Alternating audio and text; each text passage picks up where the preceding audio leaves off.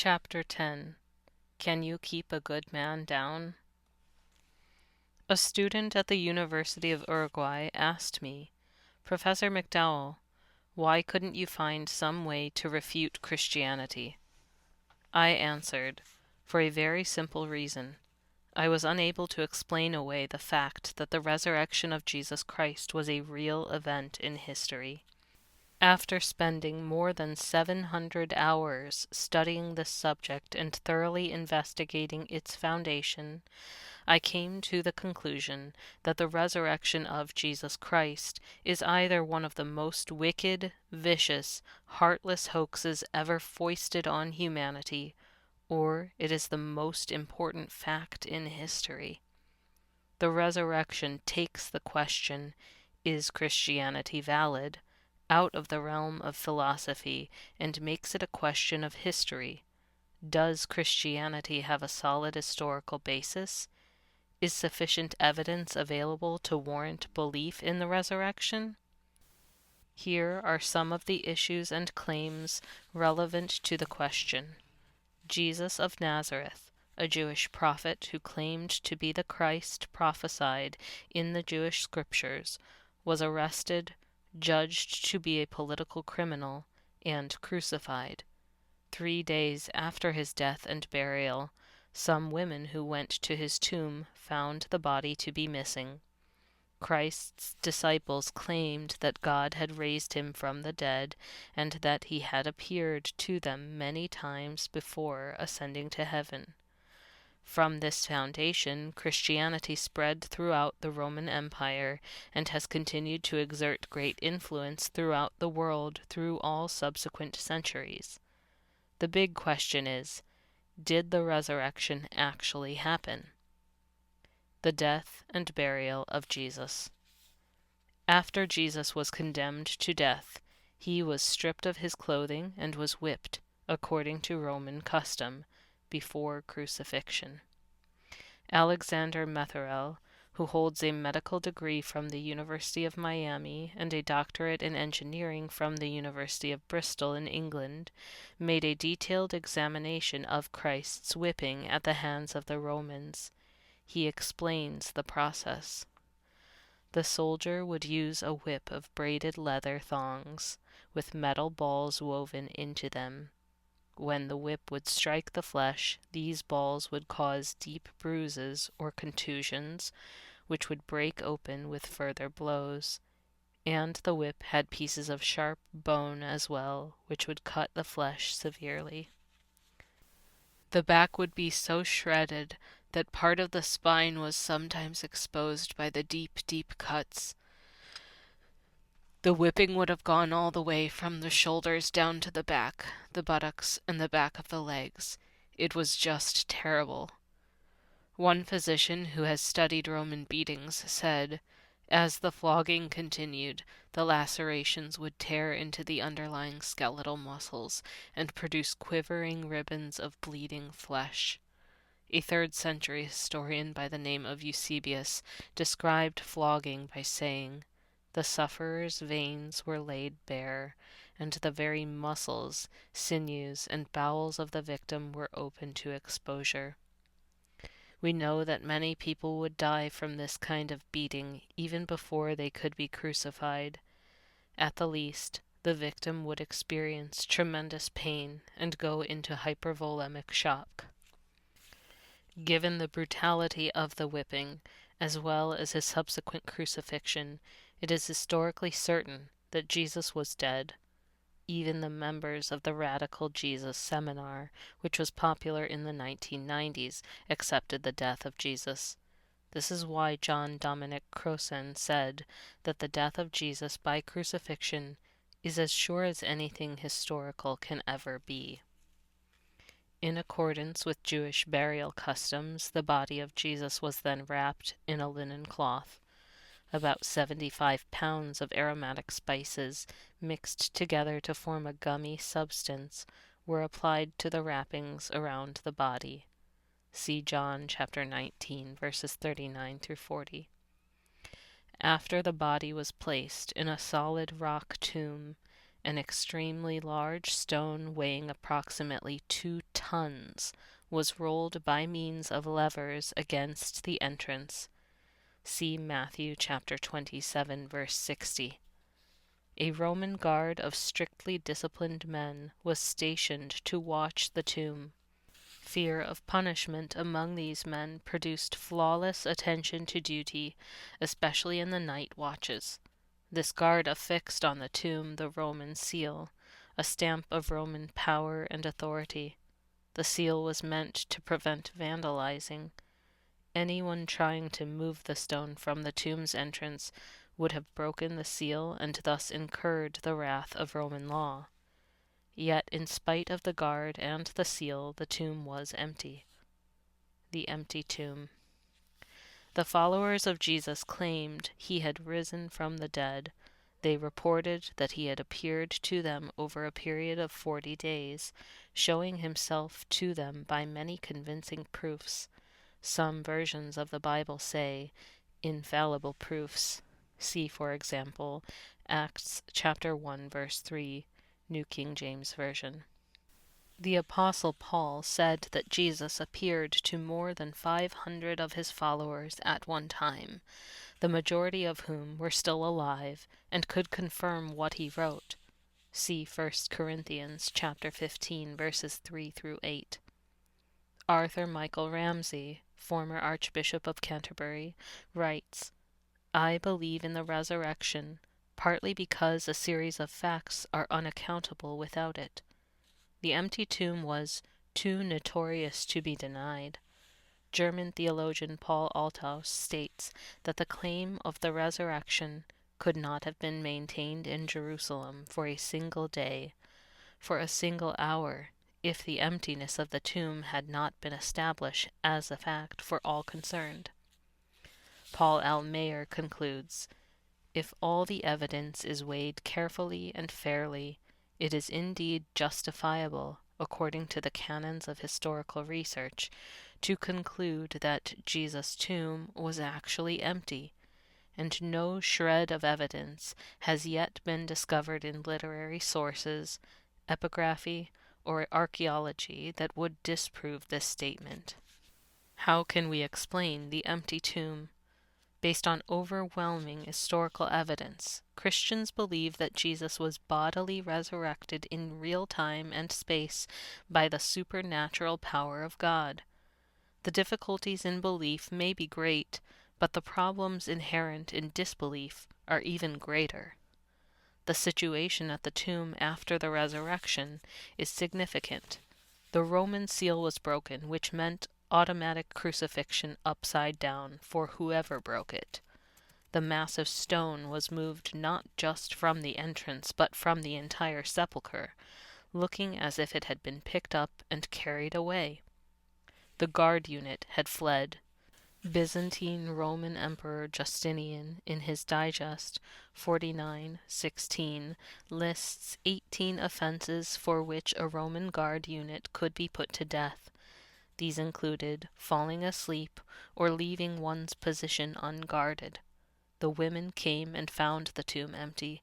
They panicked and went back to tell the men. Peter and John ran to the tomb. John arrived first, but he didn't enter. He looked inside and saw the grave clothes, caved in a little, but empty.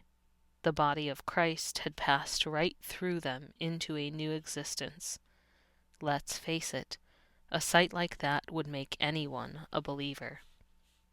Alternative theories to the resurrection. Many people have advanced alternate theories to explain the resurrection, but the theories are so contrived and illogical when compared with the claims of Christianity that their very weakness actually helps build confidence in the truth of the resurrection. The wrong tomb theory. A theory proposed by British biblical scholar Cursop Lake assumes that the women who reported the body missing had mistakenly gone to the wrong tomb that morning. If so, then the disciples who went to check the women's story must have gone to the wrong tomb as well. We can be certain, however, that the Jewish authorities, who had asked for that Roman guard to be stationed at the tomb to prevent the body from being stolen, would not have been mistaken about the location. The Roman guards would also not have been mistaken, for they were there. If a wrong tomb were involved, the Jewish authorities would have lost no time in producing the body from the proper tomb, thus effectively quenching for all time any rumor of a resurrection. The hallucination theory. Another attempted explanation claims that the appearances of Christ after the resurrection were either illusions or hallucinations. This theory runs counter to psychological principles governing the occurrence of hallucinations. It is not credible to think that 500 people could have seen the same hallucination for 40 days. Also, the hallucination theory does not coincide with the historical situation or the mental state of the apostles. So where was the actual body of Jesus, and why didn't those who opposed him produce it? The swoon theory. 19th century German rationalist Carl Venturini popularized the swoon theory several centuries ago and is often suggested even today. It claims that Jesus didn't really die, he merely fainted from exhaustion and loss of blood. Everyone thought he was dead, but later he was resuscitated, and the disciples thought it to be a resurrection. German theologian David Friedrich Strauss, himself no believer in the resurrection, deals a death blow to any thought that Jesus could have revived from a swoon. It is impossible that a being who had stolen half dead out of the sepulchre, who crept about weak and ill, wanting medical treatment, who required bandaging, strengthening, and indulgence, and who still at last yielded to his sufferings, could have given to the disciples the impression that he was a conqueror over death and the grave, the Prince of Life, an impression which lay at the bottom of their future ministry. Such a resuscitation could only have weakened the impression which he had made upon them in life and in death, at the most could only have given it an elegiac voice, but could by no possibility have changed their sorrow into enthusiasm, have elevated their reverence into worship. The stolen body theory. Another theory maintains that the disciples stole the body of Jesus while the guards slept. The depression and cowardice of the disciples make a hard-hitting argument against it. Can we imagine that they suddenly became so brave and daring as to face a detachment of select soldiers at the tomb and steal the body? They were in no mood to attempt anything like that. Commenting on the proposition that the disciples stole Christ's body, J.N.D. Anderson says, "This would run totally contrary to all we know of them, their ethical teaching, the quality of their lives, their steadfastness in suffering and persecution. Nor would it begin to explain their dramatic transformation from dejected and dispirited escapists into witnesses whom no opposition could muzzle." The moved body theory. Another theory says that the Roman or Jewish authorities moved Christ's body from the tomb. This explanation is no more reasonable than the stolen body theory. If the authorities had the body in their possession or knew where it was, why didn't they explain that they had taken it, thus putting to an effective end the disciples' preaching of the resurrection in Jerusalem? If the authorities had taken the body, why didn't they explain exactly where they had put it? Why didn't they recover the corpse, display it on a cart, and wheel it through the center of Jerusalem?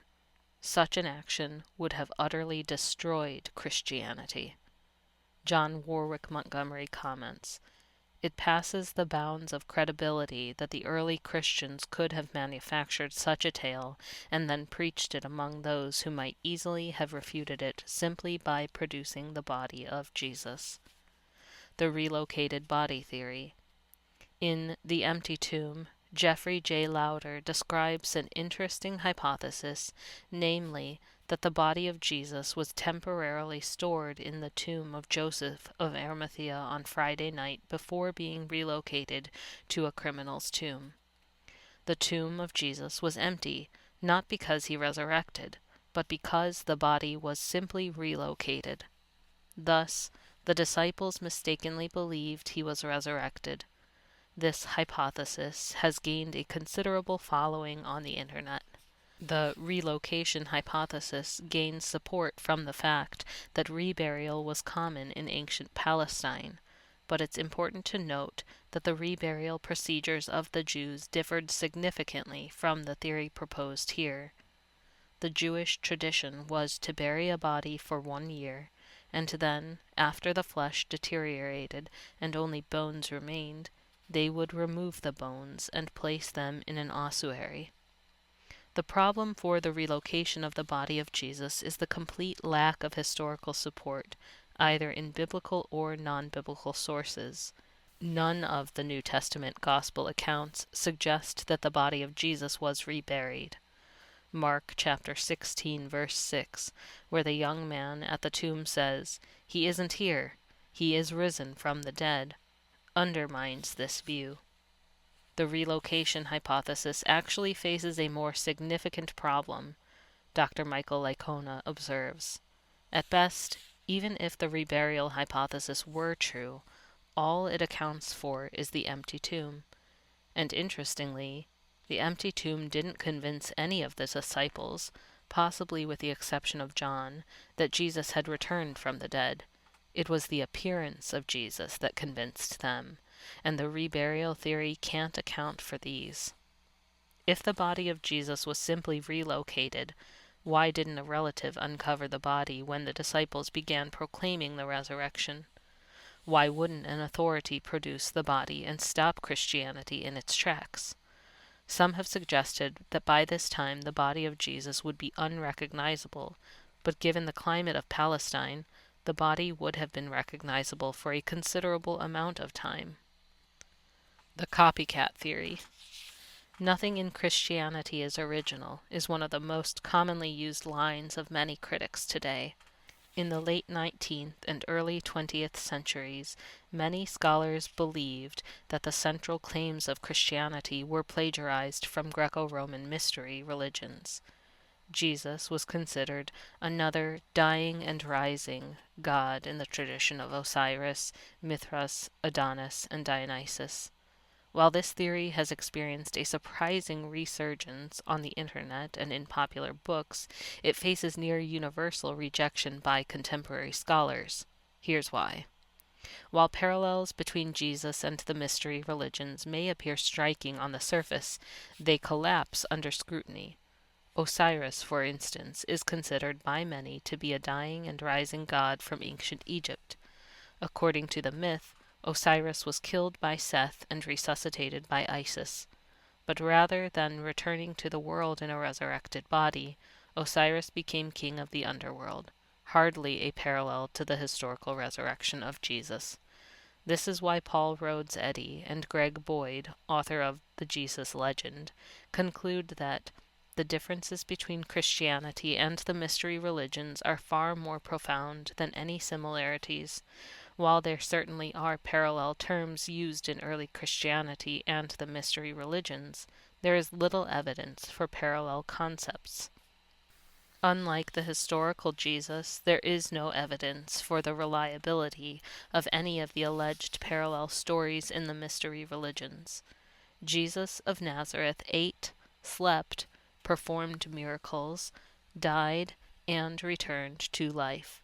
These accounts are supported by a reliable historical record. In contrast, the dying and rising gods of the mystery religions were timeless myths repeated annually with the changing seasons.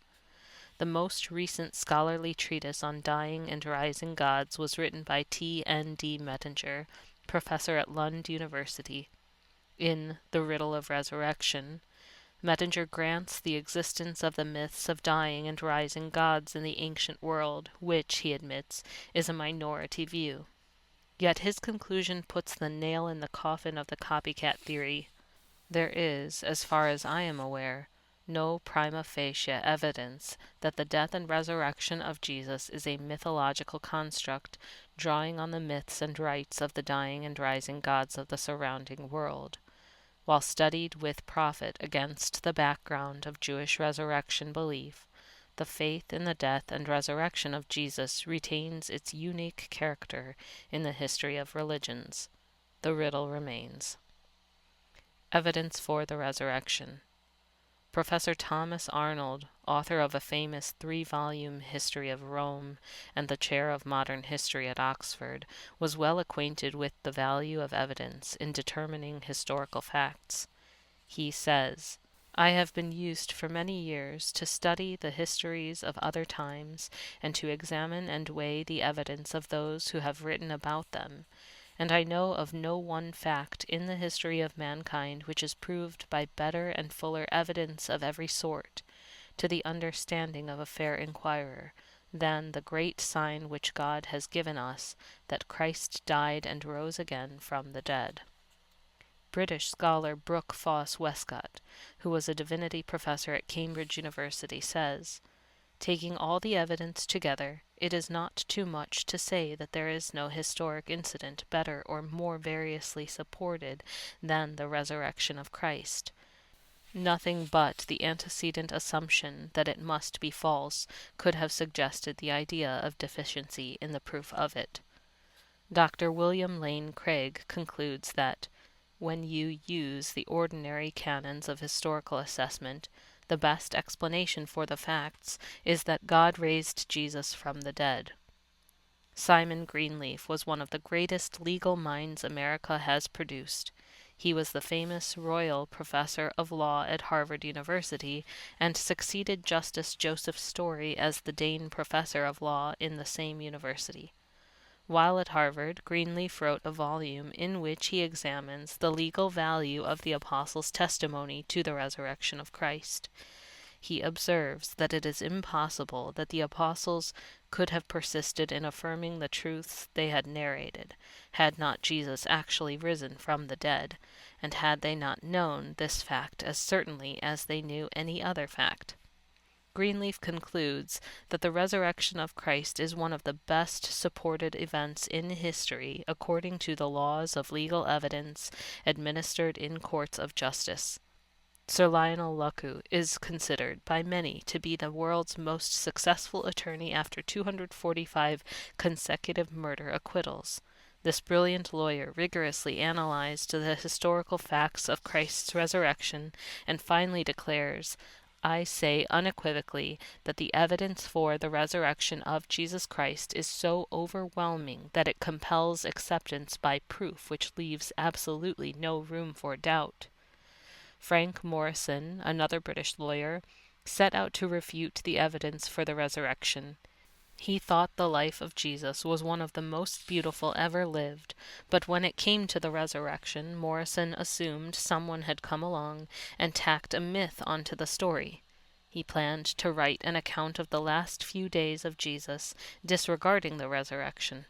The lawyer figured that an intelligent, rational approach to the story would completely discount such an event.